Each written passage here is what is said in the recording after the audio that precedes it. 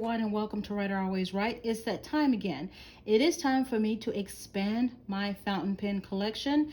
And what better color to expand my fountain pen collection than my favorite color, which is purple. I love all the shades that is purple. It is soothing. It is just great to look at. But if I had lived a long time ago, purple would have been afforded to only the most famous and only the richest, because it was a very, very rare color to make. I am so glad that those times have passed and there is such an abundance of purple, which I'm going to show you when we come back.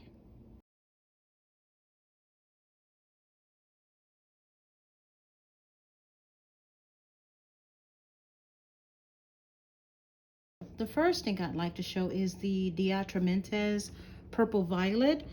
I saw this on Goulet website and I absolutely love the way it looked. Of course, the way it looks when you see a swatch on their website would be totally different than what you see in person. So here we go. Let's give it just a little mini shake. Tap on the top just in case there's a bubble. And here we go. We'll sit this safely over here to the side. Try not to make a mess. We're gonna do a light dip here and sit this over to the side very carefully. And here we go.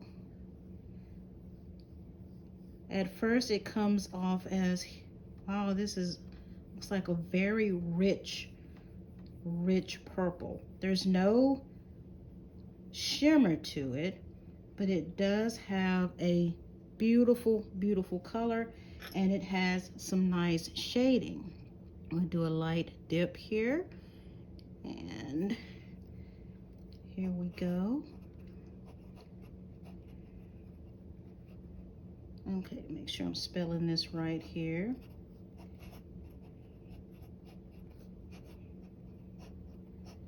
Okay, we'll put this in here, and here we go. That is a lovely, lovely shade of purple here. It's not too dark, it's not too light, doesn't have shimmer, but that is lovely. I can see myself writing letters with that. All right, let's get this closed. Here we go. Sit this out the way. The second I'd like to show is the Diamine Purple Dream, also from Goulet Pens, and it looks like they've had a 150-year anniversary. So we'll give that just a side, tap it just a bit, move the cap right over here. Here we go. Just a light dip here. Sit this in. Here we go. That is definitely a deeper purple. Here we go. Still no shimmer, but that is indeed a lovely color. Now, it doesn't have the, I don't know, it doesn't have the Shazam or however you put it in reference to the other purples, but it is a nice purple. I'm really not blown away with it though, so I will use it, but it doesn't wow me. So we'll get this sitting here, get this closed. It is a nice color. I do like their bottle though, and with this bottle kind of shaped like the pie, you can get your collection, and with each collection they will make a circle. So I thought that was really, really neat. Our third and probably most controversial in reference to fountain pens is basically the Rohrer Klingner Scabiosa. This is an iron gall ink, but I saw it on the website. The color was just, it just drew me in. So I definitely had to try it, but keep in mind, iron gall inks can be very hard on fountain pens if left in the fountain pen for an extended period of time. I would not use it with my vintage, will not use it with my vintage pens or anything that is a very expensive fountain pen.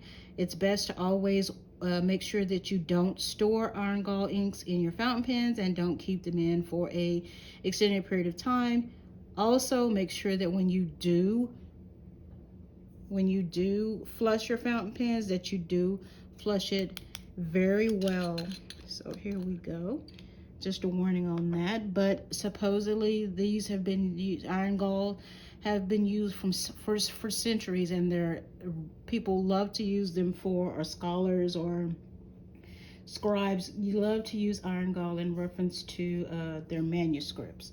So, oops, I'm already getting ready to write instead of dipping the ink. So here we go. All right, let's see if we can move this up for you here. And there we go. That is very, very pretty. Again, no shimmer. Again, no shimmer whatsoever, but that's fine. I love that softness. So I can see myself definitely using this more often than I would use Purple Dream. So here we go. Let's move this safely out of the way. And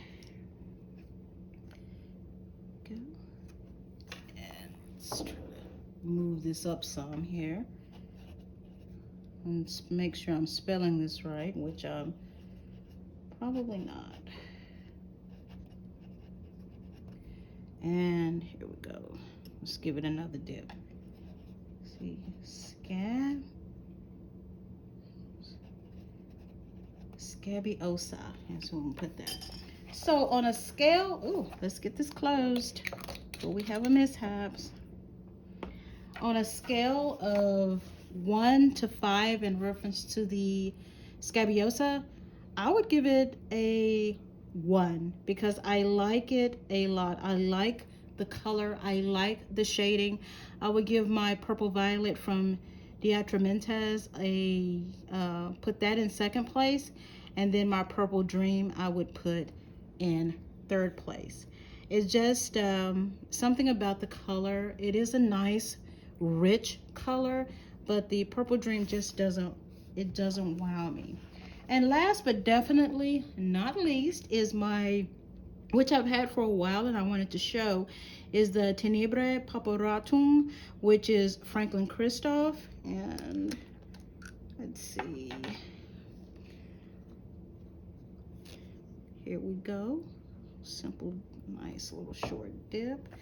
And I want to put it next to my Purple Dream because in a way it reminded me of Purple Dream, but now that I have it next to it, not so much.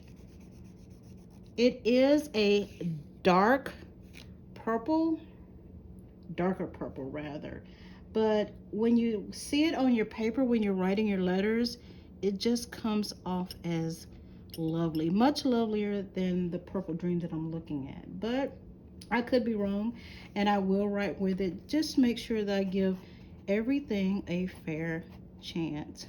Franklin Christoph. Franklin Christoph's inks are all pH balanced, so they're a very, very good for most any pen. Purpuratum. And I'm spelling it wrong. I butchered that up, but okay. Close that, and let's take a look at that. Here we go. That, look how close they are together. Purple Dream is a little darker, a little richer as compared to the Tenebris Purpuratum. So, but all in all, I love purple no matter what. So I can see myself really going to my journal with my Scabiosa.